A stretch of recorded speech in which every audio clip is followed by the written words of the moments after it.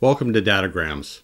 In the next 30 seconds, you're going to learn something that you won't forget for the rest of your life, and it's something that will give you a whole new way of thinking. Now, I can't tell it to you. You have to discover it for yourself. So I ask that you simply follow my instructions for the next 30 seconds or so. This is what you do. First, get something to write with, a pen or paper, even your phone if you want to type it in. Then, set them in front of you and get ready. I'm going to count down, and for the next 10 seconds, I want you to look around the room or the environment that you're in, and I want you to memorize every single thing that you see that is blue. Okay? So go ahead and start looking for those things that are blue. 10, 9, 8, 7, 6, 5, 4, 3, 2, 1. Now, look down at the device or your pen and pencil and paper and write down every single thing that you saw that was red. That's right, red, not blue. Now, I'm sure if you're like me, the first time I ever saw this, there was a mental twist that happened in your mind as all of a sudden you realized, I was looking for blue. I didn't see anything that was red. And that's the point of this entire thing.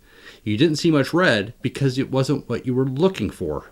Your mind filters out those things you're not looking for all the time, every day. And this same mental filter is shaping how you see the news, politics, the vehicle you drive, the home you live in, your spouse, your job, your coworkers, even yourself. We see this every day. When you buy a big red truck, suddenly you see big red trucks everywhere.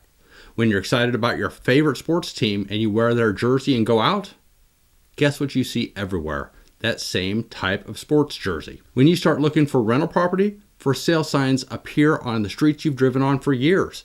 The world didn't change. Your filter did. This is what I'm talking about. We filter a lot of stuff out going around us all the time, especially in this information overloaded world we live in. And we only pay attention to certain things that are important to us. In my example, you were looking for blue. The world suddenly just didn't lose all this red. You just weren't looking for it. And the part that should really blow your mind is this. If your attention is programmable, then your experience of reality is at least partially programmable. So keep that in mind as I teach you something else that is also really, really important here.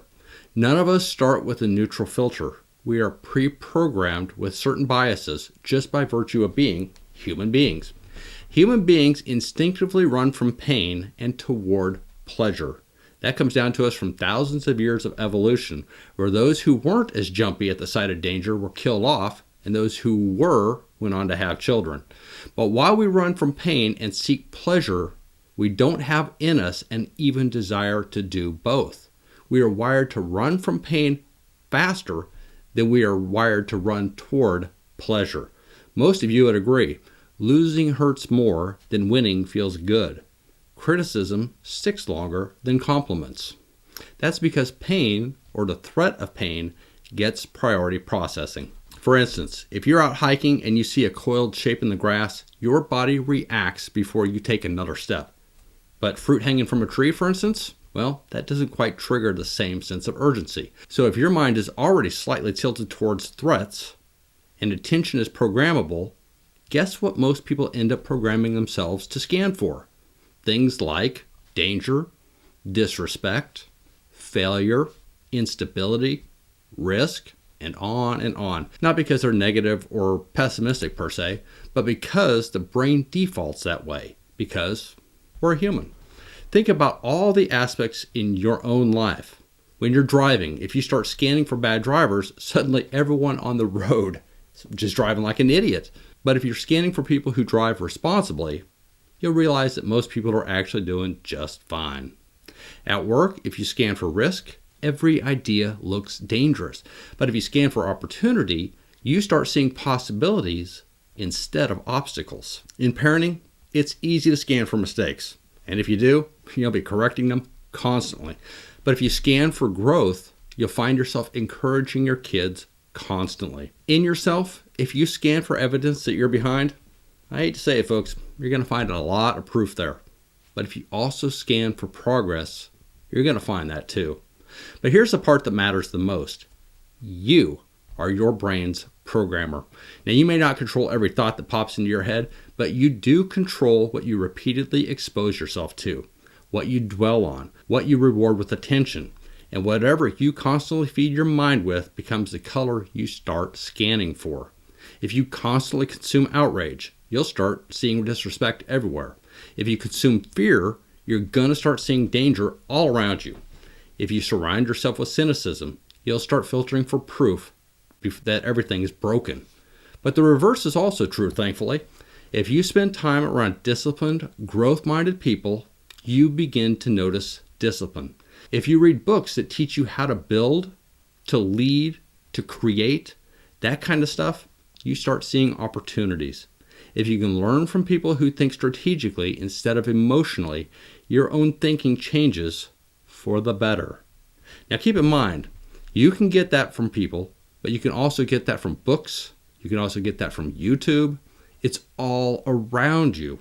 You can find the good stuff if you're looking for it, just as you can find the bad stuff. And for me, I really hope you're out looking for the good stuff. You can't eliminate the snake in the grass, but you can decide whether that's the only thing you're training yourself to see. What you consistently look at becomes what you consistently notice. And what you consistently notice becomes the life you experience.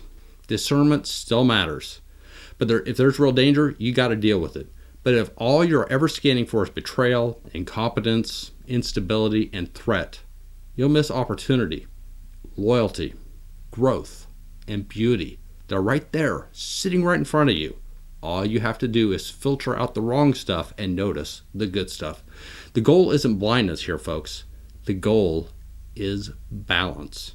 You can see the snake and you can see the fruit. Now, remember our little experiment? When we were looking for blue, the room didn't lose its red. The red was always there. You just weren't scanning for it. Most people never question the color they're scanning for. They assume what they see is all that exists. But filters always exist. The real question is who's in control. Are you programming the filter, or are others programming you? If you want to win in life, take control and be the programmer. Intentionally change the color that you want to be scanning for. I'm Jason Garrett, and this has been your Dadogram.